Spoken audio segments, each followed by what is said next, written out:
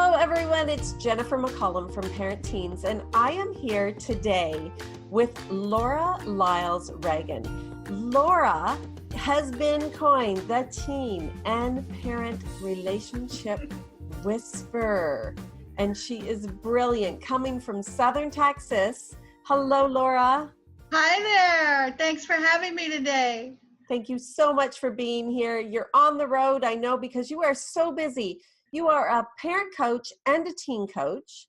Yes. You are an author of the book called How to Raise Respectful Parents. Isn't that wonderful? I can't wait. Laura's going to tell us all about this book. So How to Raise Respectful Parents.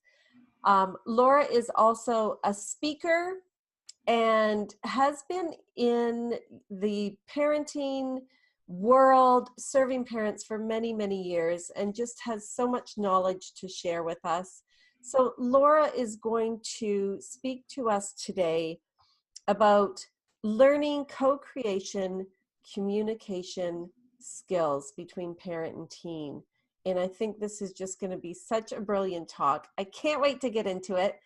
Now, I give a short intro, but Laura, will you tell us a little bit about yourself, how you became the parent and teen relationship whisperer? I can't wait to hear. Well, thank you so much for having me today and for creating Parent Teens. It's great to be a part of the team, first and foremost. But I'm a sociologist by training, and we like to say that we do things in groups. So we talk about the parent-teen communication dynamic in a little bit different way than psychology does. Psychology focuses on the individual, and sociology focuses on the group dynamic as the family. Mm-hmm. So that was my first interest, was to look at the family in a different way. It was part of my own parenting journey. I've raised 2 young adult daughters and lived to tell about it. So that's very exciting. They're both successful young women. That does not mean we were perfect. That means that we were able to hear one another and share from the heart. And that's what I focus on a lot, is how to be present in parenting fully. And one of my parenting gurus is Dr. Shefali Tispari, who talks about the conscious parenting movement and being present in the moment, as present as we can, to support this wonderful soul who is our child.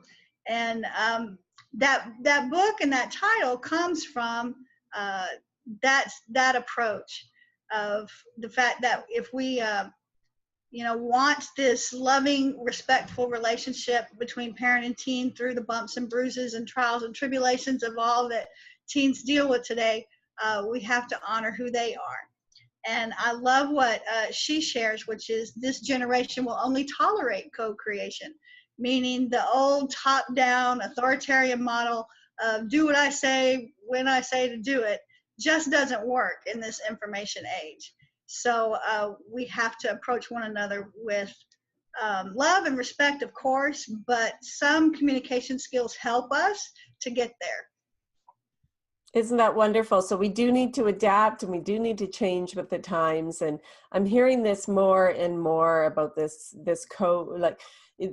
co-creation communication. I can't wait to hear about how to implement that, because I think, you can say it, but to implement it is another thing. Now, your book, How to Raise Respectful Parents, is intended for the teen. Is that right?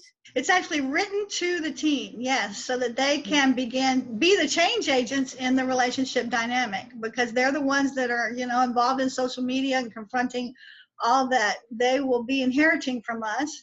And it's also the hope, though, at the end of each chapter, there's an exercise that the teen will take with the parent and do the exercise. So it's a backdoor way to get into teen and parent communication, and it's a little bit of fun too.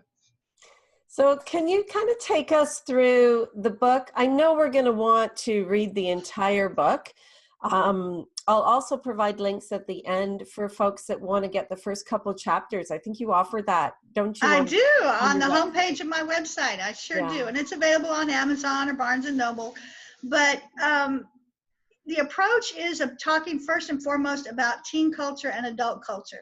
Ever since there was the car and teens took off and rock and roll was born as a result of that natural separation from parents and adolescents, we have both a teen culture and an adult culture.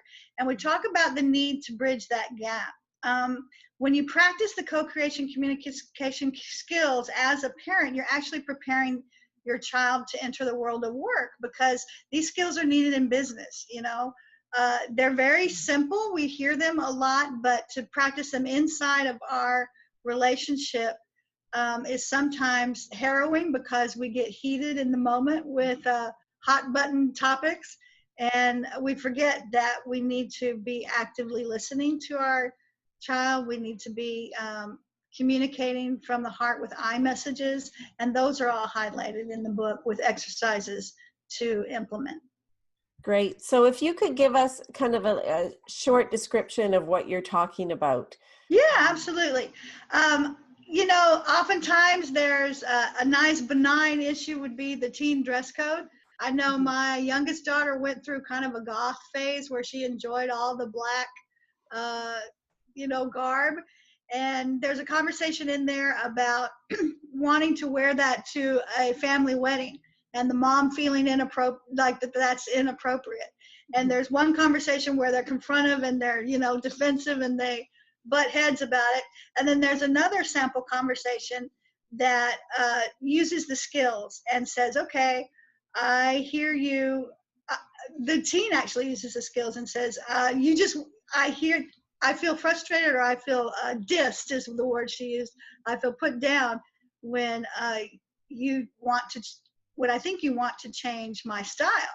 And the mom has to say, I don't want to change your style. I know this is an expression of who you are, but I would like us to go shopping to see if we could find something that works for both of us.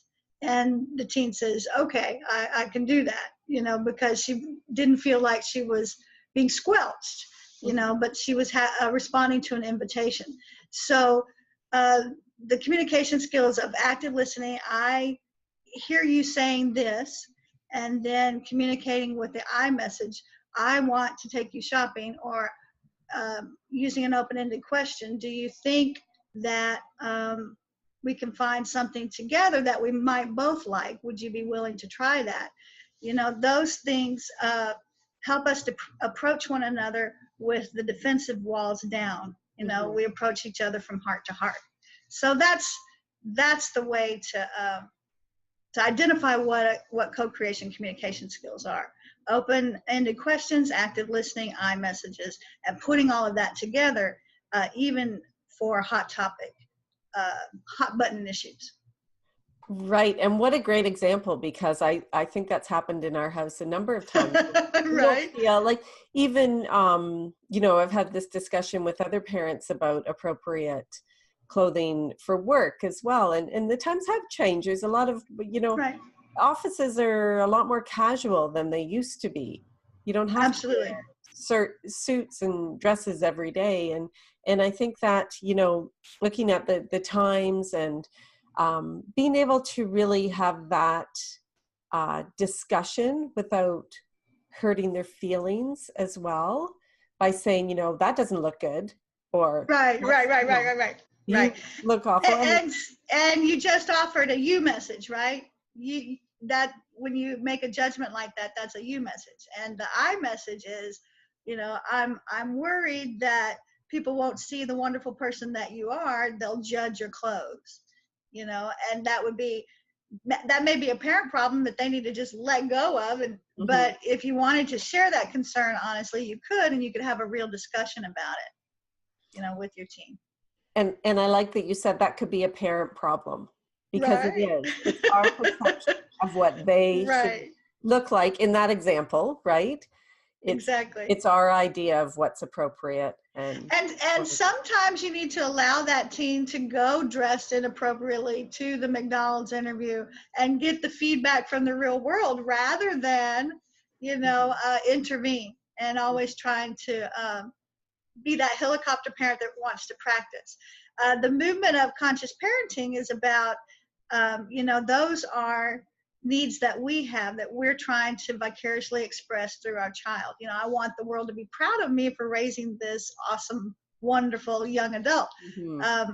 Well, that's a parent issue, right? That's not the teen's issue. The teen may be somebody completely different, and we need to honor who they came to the world to be. Right. Another good example on the same kind of idea is my son's going out the door this morning and it's rainy and they're going on a field trip and one didn't want to take a coat. Right. And I thought, oh, my first thought is you're going to make me look like a real bad parent if you go out the door without a coat on. Right. I'm going to look so bad. So you need to take a coat. Yeah. I want you to be warm. Exactly. It's all about us, right? It is. But, what ended up happening is he went out the door without a coat and he's going to be cold and I'm going to worry all day. But hopefully next time he'll take his coat. Exactly. Exactly. So through your book, Laura, then how do you discuss this with a teen? Because I don't how do you explain it to a teen that they have to be part of this conversation and kind of be part of that communication as well? Right. I talk about that we're both responsible in the relationship, the parent and the teen. And in my coaching practice, my focus is not the blame game. It's about, and not even the change game. It's to deal with the relationship and build a relationship that works for both parties. Mm-hmm. And that's the client is the relationship. The client isn't the parent and the client isn't the teen. The client is the relationship that they agree to build together. I think teens are anxious for this.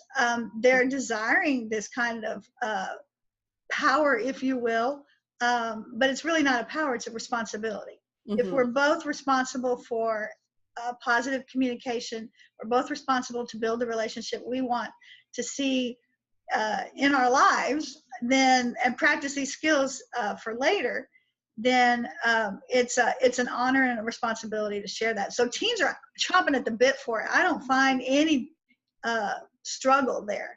In fact, they're looking for that bridge to translate who they are to what they perceive to be adult culture. And the book is a fun, tongue-in-cheek way of saying, here's the dictionary, on adult culture. And there's some counsel throughout about like simple things like adults tend to respond more positively when you phrase things the way that they speak.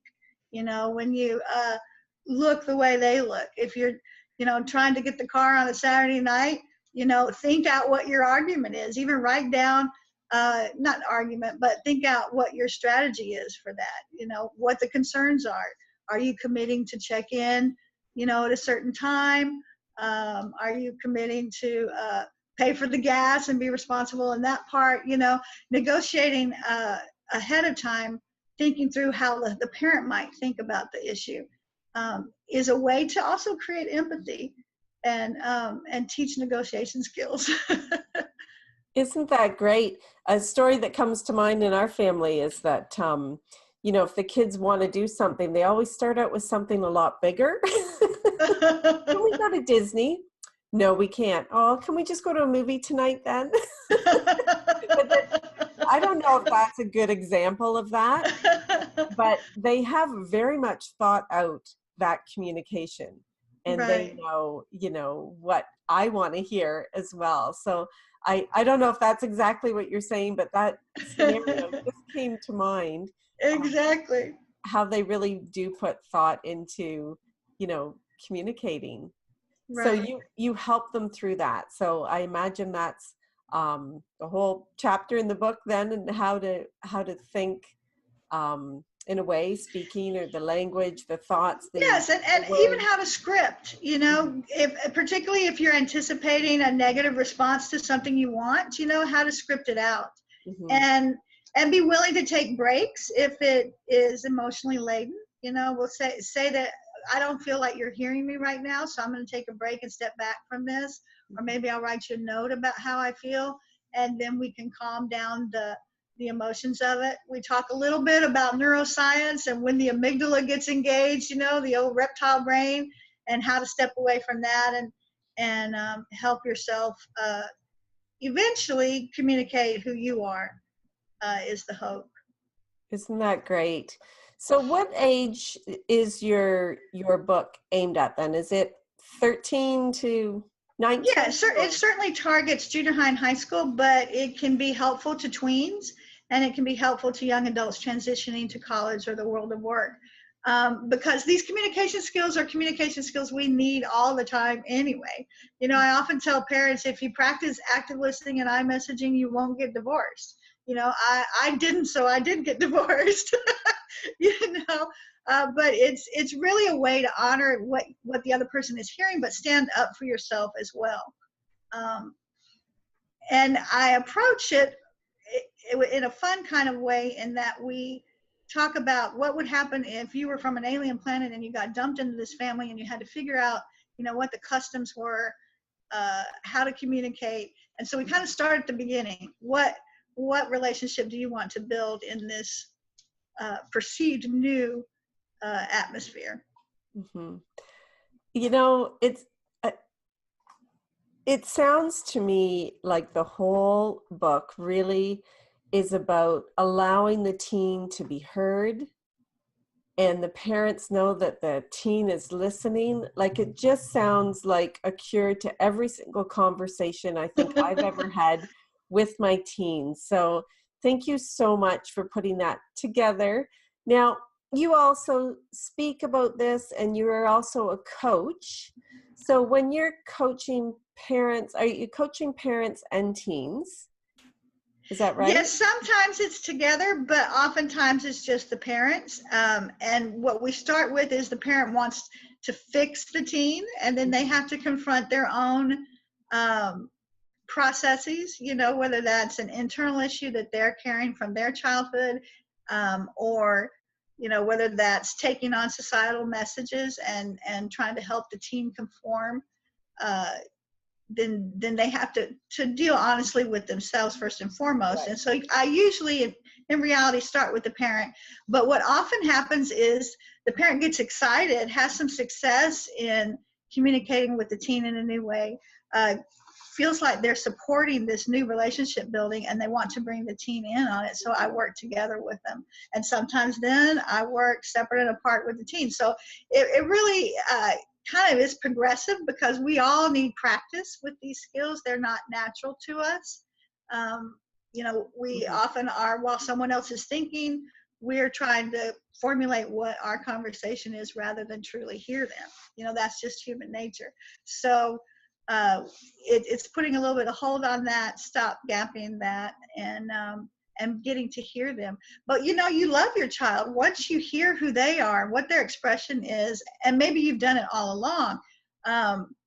It sort of has its own self-gratifying momentum to it, you know, because you want to learn more. This is an awesome human being that you've been able to be a part of their lives. Absolutely. And ultimately, we do just want our kids to be happy. And we don't want that friction when there isn't the good communication. So it's just right. And bumps and bruises are natural. They're part of the process, you know. But they usually involve the ego. You know, it's when I want something from you that you're not willing to give, or that I already have and I'm fearful I'm going to lose it. Mm-hmm. You know, that comes from an ego place. But when I communicate from the heart, you know, and I say, I see you doing this, or I hear you saying X, Y, or Z, and they can agree or disagree. And then we share the I messages. I feel X about Y. You know, how can you argue with that? There's no argument there. It's what you feel. You know, it's your perception.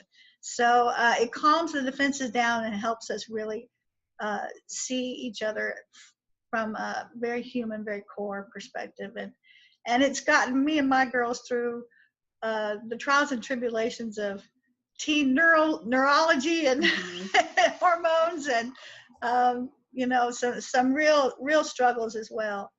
The other thing I'd like to share is we're learning, and again, from my background as a sociologist, that adolescence lasts up until age 30. You know, the more complicated our society becomes, the more the longer the adolescence is, the longer that preparatory time to enter full adulthood and be financially and psychologically responsible for yourself, that seems to be delayed. And there's a perception in our society that it ends at 18 and you're off to college and you're fully responsible. And there's some truth to that in terms of tough love and allowing our kids to thrive on their own. I love what Julie Lythcott-Himes says in her book, How to Raise an Adult. She says we need to get lives so that our kids can have lives, you know, because sometimes we can fall into that helicopter parenting trap. But the truth is, adolescence really does extend a lot, and I've seen in my own daughter's lives, and one is 30 now, and one is 21.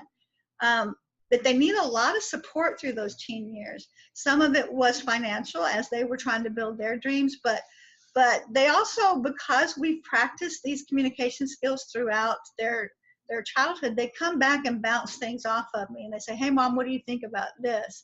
And I'm so gratified by that, not because I was a perfect parent by any stretch of imagination. We lived through single parenthood and I made all of my mistakes, but there was a trust there, and there continues to be that trust that is really gratifying, life affirming, and is quite frankly my reason for being, you know, is to connect with them on that heart level.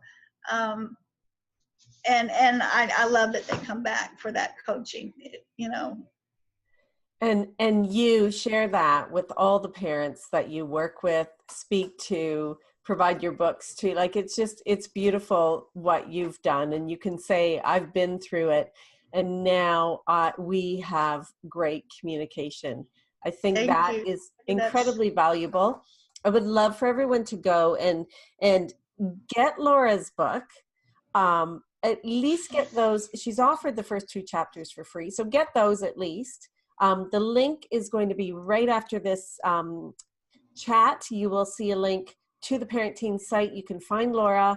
There was something else. You were giving away another free gift. You're so generous to conflict-free communication. And that's another link on your site. Is that right?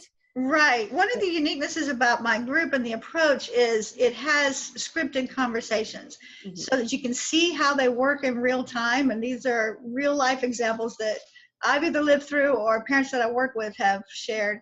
And the actual link to it is lauralreagan.com/gift. And make sure you include the L in the Laura L. Reagan. And it's a conflict-free conversation checklist. So it's a lot of C's in there. Conflict-free conversation checklist. And it shares some conversations that when there's something that, you know, you need to confront, like curfews or, you know, teen dating or anything that you're projecting there might be friction over, there's some samples there that talk about how to approach it differently, how to think about it differently. And again, it's sharing with iMessages. I've found that works because it honors who they are, you know, and engages them. The cool thing is they can then take these skills into the workplace. And wouldn't that be great if they were great communicators in their workplace and their future relationships? What a gift that would be. And I love that you give, you know, good examples. I think I learn best when I can relate it to my family, and I can see that conversation starter how I would go about communicating. And so I think that's going to be very valuable for sure. So, my youngest daughter, if I could share this final example, absolutely. She went for a job interview in Maryland, of all places. We're in South Texas, but she is a horse trainer and a riding instructor. She went to Equine College, and she was up for her first interview at a horse farm as was going to be their riding instructor, but she was very disappointed when she got up there that they weren't doing things that she felt needed to be done for the health of the horses that would draw the higher end clientele. So she went through the interview process and she came out of it. She called me and she said, you know, I'm just not sure about this because they're not doing some things that are really important to do. And she said, she created space for herself. I loved it. She did what we talked about in the book, which is when there's a tension, you have the opportunity to say, wait, I need a break, and let's come back and talk about this at a later time. And so she scheduled a second interview with him, and she said, I would love to come work with you and help you, but these are the things that I need in order to be my best at this position. And he said yes to her whole list. He was wanting to grow the business in this new way anyway. So by her being willing to honor herself, create the space to think about what she needed to say, script the conversation, and come back and say, this is what I need to be able to work in partnership with you, was a powerful thing. She's 20 years old doing this. So I know for a fact that these strategies work because they consciously honor ourselves and then help us communicate that clearly.